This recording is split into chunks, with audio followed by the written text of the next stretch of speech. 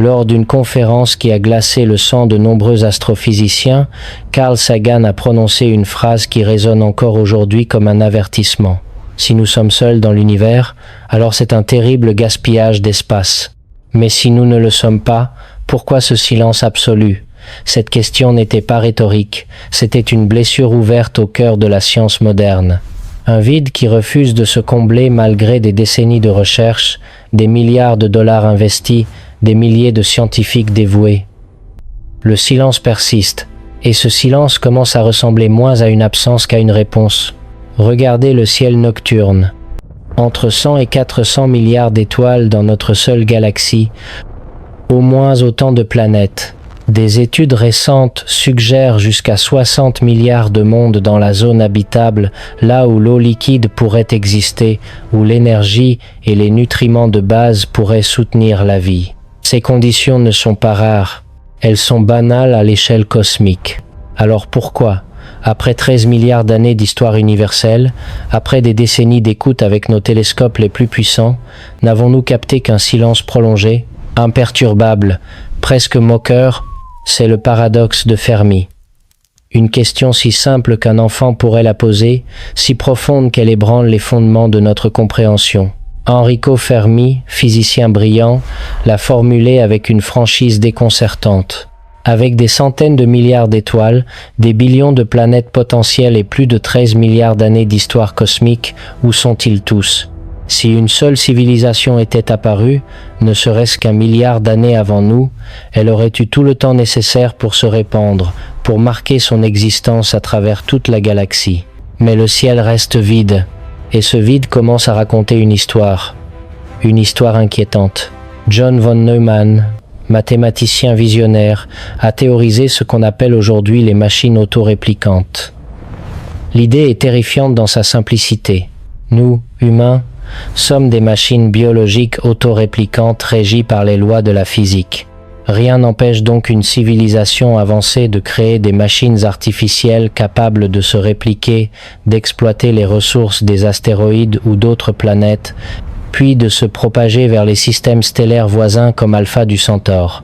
Les modèles scientifiques suggèrent qu'avec la technologie appropriée, ces machines pourraient se répandre de manière exponentielle, comme une sorte de virus technologique, et couvrir une galaxie entière en quelques centaines de millions d'années seulement. Quelques centaines de millions d'années.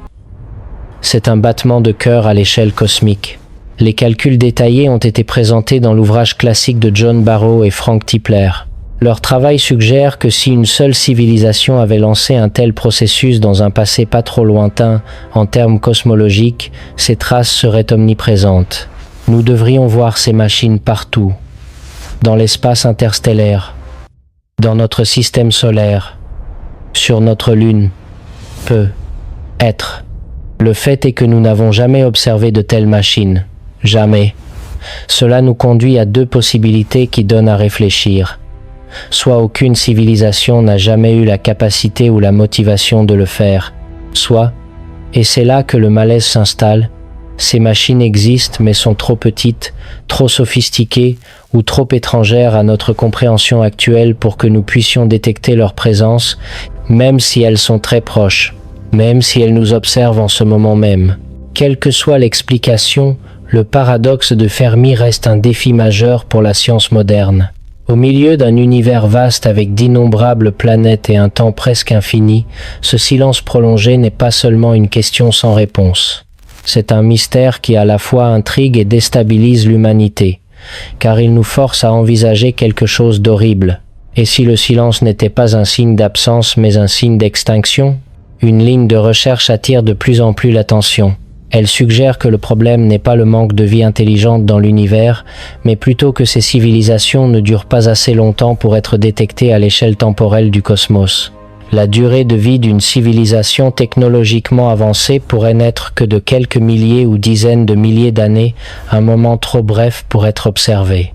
De nombreux modèles statistiques suggèrent que si la plupart des civilisations s'autodétruisent prématurément, la probabilité que nous détections leurs signaux serait presque nulle.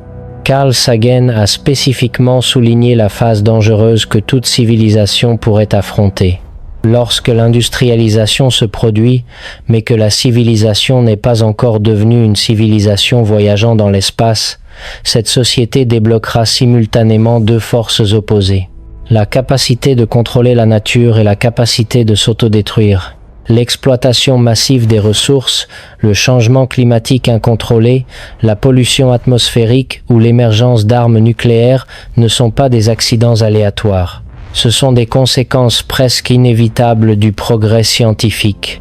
En un peu plus d'un siècle, l'humanité est passée de l'absence d'outils de destruction mondiale à la possession de la capacité d'anéantir sa propre civilisation. Selon Sagan, il est fort probable que de nombreuses civilisations extraterrestres n'aient pas réussi à franchir ce seuil, et c'est là que l'hypothèse du grand filtre émerge comme une explication glaçante. Le grand filtre, un saut évolutif extrêmement rare ou un défi critique que la plupart des formes de vie ne peuvent surmonter. Il pourrait se situer dans un passé lointain, comme la transition des organismes unicellulaires aux organismes multicellulaires, un événement qui a pris près de 3 milliards d'années sur Terre et ne s'est produit qu'une seule fois. Si c'est le cas, l'univers pourrait grouiller de micro-organismes mais être pratiquement dépourvu de vie complexe. Mais il y a un scénario plus alarmant. Et si le filtre se trouvait dans l'avenir, lorsqu'une civilisation devient suffisamment puissante pour façonner sa planète, mais aussi suffisamment puissante pour s'autodétruire par la guerre, la technologie ou l'effondrement écologique. C'est une pensée vertigineuse. Nous sommes peu être en train de nous approcher de ce filtre en ce moment même. Chaque jour qui passe nous rapproche soit de notre émancipation cosmique, soit de notre extinction. Et si nous regardions dans la mauvaise direction, certaines théories plus abstraites suggèrent que les civilisations extraterrestres existent encore, mais évitent délibérément de laisser une trace. L'hypothèse du zoo compare l'humanité à des créatures observées de loin, pas encore assez matures pour être approchées. Mais cela soulève une autre question dérangeante. Comment ces observateurs peuvent-ils suivre et échapper à notre réseau entier de télescopes, de satellites et de programmes de suivi des signaux de plus en plus sophistiqués? Si cela est vrai, leur niveau technologique et leur capacité d'intervention pourraient dépasser de loin notre compréhension actuelle. Les dernières estimations basées sur l'équation de Drake deviennent également plus prudentes. En intégrant les durées de vie courtes des civilisations dans le modèle, les résultats suggèrent que la Voie lactée pourrait avoir eu très peu de civilisations détectables à un moment donné. Peu, être même une seule. L'humanité. Lisez cette phrase à nouveau. Une seule civilisation dans toute la galaxie, nous. Si cela est vrai, alors nous ne sommes pas simplement rares. Nous sommes uniques, et cette unicité porte un poids écrasant. Car si nous échouons à surmonter nos défis actuels, si nous succombons au changement climatique, à la guerre nucléaire, à l'effondrement écologique ou à l'intelligence artificielle incontrôlée, il se pourrait qu'il n'y ait aucune autre intelligence dans la galaxie pour continuer l'histoire de la conscience. L'univers retomberait dans le silence, un silence définitif. Carl Sagan, toujours optimiste malgré tout, soutenait que pour qu'une civilisation atteigne les étoiles, elle doit apprendre à maîtriser la violence et à coexister pacifiquement à l'échelle planétaire. Selon lui, les civilisations suffisamment matures pour voyager entre les étoiles sont peu susceptibles d'être les civilisations agressives décrites dans les scénarios de science-fiction, car l'agression les empêcherait de surmonter les barrières technologiques et sociales cruciales. Cette perspective suggère une possibilité intrigante. Peut être que le silence de l'univers n'est pas un signe de vide, mais plutôt le résultat de civilisations qui ont évolué au-delà de la violence et se cachent délibérément. Ou peut être que nous cherchons la mauvaise forme d'intelligence, car voici ce que nous savons. L'avenir de l'humanité ne se trouve probablement pas dans l'expansion biologique dans l'espace. Il se trouve dans la fusion de l'intelligence biologique et artificielle. Une fois ce seuil franchi, l'expansion dans l'espace sera plus facile car l'envoi de machines, même de machines autoréplicantes, est bien plus efficace que de faire quitter la planète à des organismes vivants. Mars le prouve clairement. Les robots ont été envoyés en premier, non pas en raison d'un manque de technologie, mais parce que la biologie humaine est trop fragile. Les voyages dans l'espace ne sont pas pour les organismes vivants. et cela rend le paradoxe de Fermi encore plus aigu. Si les civilisations machines sont presque immortelles à l'échelle du temps cosmique, pourquoi ne voyons-nous toujours aucune trace d'elles? Peut-être que ce silence n'est pas du vide, mais un signe que nous cherchons la mauvaise forme d'intelligence. Peut-être cherchons-nous des signaux radio alors qu'elles communiquent à travers la structure même de l'espace-temps. Peut-être cherchons-nous des mégastructures alors qu'elles existent à des échelles que nous ne pouvons même pas concevoir. Nous vivons dans un univers si vaste qu'il est difficile à imaginer. Avec d'innombrables galaxies, chacune contenant des milliards d'étoiles, l'intuition nous dit que nous ne pouvons pas être seuls. Pourtant, même au sein de notre propre Voie lactée, la seule chose que l'humanité perçoit est le silence. Cela soulève une question hantée. Les civilisations intelligentes pourraient-elles vraiment exister? Mais la vastitude de l'espace et la disparité dans le temps nous empêchent de jamais vraiment nous connecter.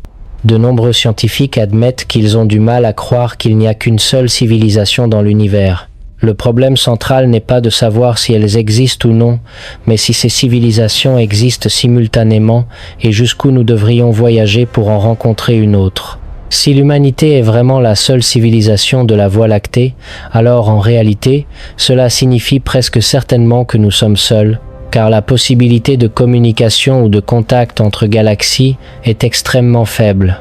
Théoriquement, les lois de la physique n'interdisent pas complètement le voyage intergalactique. La théorie de la relativité restreinte d'Einstein montre que lorsqu'un objet s'approche très près de la vitesse de la lumière, sa distance spatiale, de son point de vue, se contractera considérablement. Par exemple, à 99,99999% de la vitesse de la lumière, la distance jusqu'à la galaxie d'Andromède pourrait être des milliers de fois plus courte que les 2,5 millions d'années-lumière que nous mesurons depuis la Terre. Mais le prix à payer est énorme. Des quantités d'énergie colossales, une technologie bien au-delà de ce que nous possédons actuellement et le maintien de vitesse proche de celle de la lumière pendant toute une vie. Quelque chose qui, de notre point de vue actuel, est presque impossible. Pendant ce temps, les observations astronomiques suggèrent que chaque étoile dans le ciel a probablement une planète en orbite autour d'elle, et beaucoup de ces planètes se trouvent dans la zone habitable. Les estimations suggèrent que la Voie lactée pourrait contenir des milliards de planètes semblables à la Terre. Mais le paradoxe demeure. Avec un nombre aussi vaste, pourquoi n'avons-nous vu aucun signe d'intelligence extraterrestre? La réponse la plus honnête de la science aujourd'hui est simple, brutale, inconfortable. Nous ne savons pas. La recherche se poursuit, principalement axée sur le système solaire. Mars reste une cible de choix. Les données suggèrent qu'il y a environ 4 milliards d'années, la planète avait des conditions très similaires à celles de la Terre primitive, avec de l'eau liquide, des rivières, des lacs et peut-être des océans. La sonde Persévérance collecte actuellement des échantillons dans le cadre de la mission de collecte d'échantillons martiens, dans l'espoir que ces échantillons seront ramenés sur Terre à l'avenir pour rechercher des traces de vie ancienne ou même de vie restant sous terre. De plus, l'attention se déplace vers Europe, une lune de Jupiter. Sous l'épaisse glace se trouve un océan mondial d'eau salée, durable et géologiquement actif, des conditions considérées comme très favorables à la vie. 2 missions majeures, Europa Clipper de la NASA et JUICE de l'Europe, sont en route vers le système de Jupiter. Bien qu'elles ne rechercheront pas directement la vie, elles détermineront si Europe possède vraiment les conditions nécessaires, ouvrant la voie à des missions plus ambitieuses à l'avenir. Et ainsi, au milieu d'un univers grouillant de planètes mais intellectuellement silencieux, la question persiste. La vie intelligente est-elle si rare que nous sommes l'exception, ou sommes-nous simplement au bord d'un mystère trop grand à découvrir? L'hypothèse scientifique dominante aujourd'hui est que partout où il y a de l'eau, de l'activité géologique et des réactions chimiques redox, la vie a une chance de se former. Les acides aminés, les éléments de base de la vie, ont été largement découverts dans l'espace. De ce point de vue, la vie n'est pas un mystère, mais une conséquence naturelle de la chimie lorsque les conditions sont réunies. Cependant, la transition de la chimie aux systèmes autoréplicants comme l'ADN ou l'ARN, des codes chimiques capables d'autoréplication, reste l'un des plus grands mystères que la science n'a pas encore expliqué. Et c'est précisément dans cette lacune que se cache peut être la réponse au paradoxe de Fermi. Peut être que la vie simple est abondante, mais que le saut vers l'intelligence communicative est si colossal, si improbable, que nous sommes effectivement seuls. Pendant ce temps, l'intérêt du public pour les phénomènes aériens non identifiés grandit, accompagné de spéculations selon lesquelles des êtres extraterrestres intelligents auraient pu être visiter la Terre. Mais la science reste prudente. Sans preuves directes et vérifiables, toutes les affirmations ne sont que des hypothèses.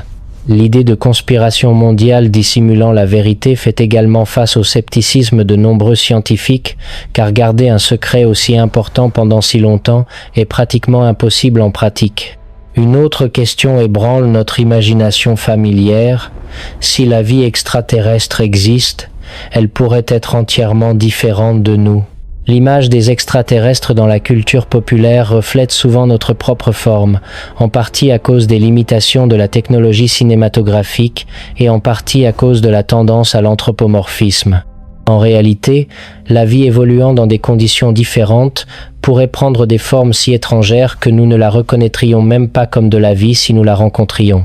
En fin de compte, la recherche de la vie extraterrestre ne consiste pas simplement à répondre à la question « Sommes-nous seuls ?», il s'agit de forcer l'humanité à se réexaminer. Si la vie apparaît indépendamment dans de nombreux endroits au sein du même système solaire, cela confirmerait presque certainement l'universalité de la vie dans l'univers. Mais le saut de la vie simple aux organismes intelligents et communicatifs est un bond colossal dont nous ne connaissons toujours pas la probabilité. Peut être que l'aspect le plus fascinant ne réside pas dans la réponse finale, mais dans le voyage lui-même. Un voyage qui reflète le désir inné de l'humanité de comprendre qui nous sommes et notre place parmi les étoiles. Mais il y a quelque chose de plus profond ici. Quelque chose que la plupart des gens refusent de regarder en face. Si nous sommes seuls, si nous sommes la seule conscience dans cette galaxie, alors notre extinction ne serait pas simplement une tragédie humaine. Ce serait une tragédie cosmique. L'univers retomberait dans l'inconscience. Toutes les étoiles brilleraient sans témoin. Toute la beauté, toute la complexité, toute la structure mathématique de la réalité existerait sans personne pour la comprendre, pour l'apprécier, pour lui donner un sens. C'est le poids que nous portons. C'est la responsabilité qui repose sur nos épaules fragiles. Et c'est précisément pourquoi ce que nous faisons dans les décennies à venir est d'une importance capitale. Non seulement pour notre espèce, mais peut être pour l'univers lui-même. Le silence de l'univers n'est pas neutre. C'est un défi. C'est une question qui nous est posée directement. Surmonterez-vous vos divisions? Maîtriserez-vous vos technologies? Deviendrez-vous une civilisation mature, capable de franchir le grand filtre? Ou rejoindrez-vous le cimetière silencieux des civilisations qui n'ont pas réussi? La réponse n'est pas encore écrite. Elle se détermine maintenant dans nos choix quotidiens, dans nos priorités collectives, dans notre volonté ou notre refus de regarder au-delà de nos intérêts immédiats. Et c'est là que réside le véritable drame. Non pas dans les étoiles lointaines, mais ici, sur cette planète fragile, à ce moment précis de l'histoire cosmique. Nous sommes peu être au bord de quelque chose d'extraordinaire ou au bord de l'oubli. Et nous ne le saurons que lorsque ce sera trop tard pour changer de cap. Deux chemins s'offrent à nous. Continuer comme si notre survie était garantie, comme si nous avions tout le temps du monde, ou affronter directement cette réalité inconfortable. Nous sommes peu, être tout ce qu'il y a. Et si nous échouons, l'univers retombe dans le silence. Si vous êtes arrivé jusqu'ici, vous ressentez déjà ce poids. Vous comprenez déjà que ces questions ne sont pas de simples curiosités intellectuelles. Ce sont des questions existentielles qui définissent notre époque. Abonnez-vous à cette chaîne dès maintenant. Non pas pour du divertissement, mais parce que ce que nous faisons ici est une confrontation avec les grandes questions que la plupart préfèrent ignorer. Aimez cette vidéo, Commentez votre réflexion la plus honnête. Partagez ce contenu avec ceux qui ont le courage de regarder l'univers en face et d'accepter l'inconfort de ne pas savoir. Car le voyage pour trouver des réponses aux mystères extraterrestres est encore long. Et ensemble, nous continuerons à explorer l'inconnu avec une profondeur toujours plus grande. Non pas parce que c'est facile, mais parce que c'est la seule chose qui vaille vraiment la peine d'être faite. Comprendre notre place dans le cosmos. Comprendre notre responsabilité. Comprendre que le silence de l'univers n'est pas une absence, mais un test. Et l'humanité est en train de passer ce test en ce moment même.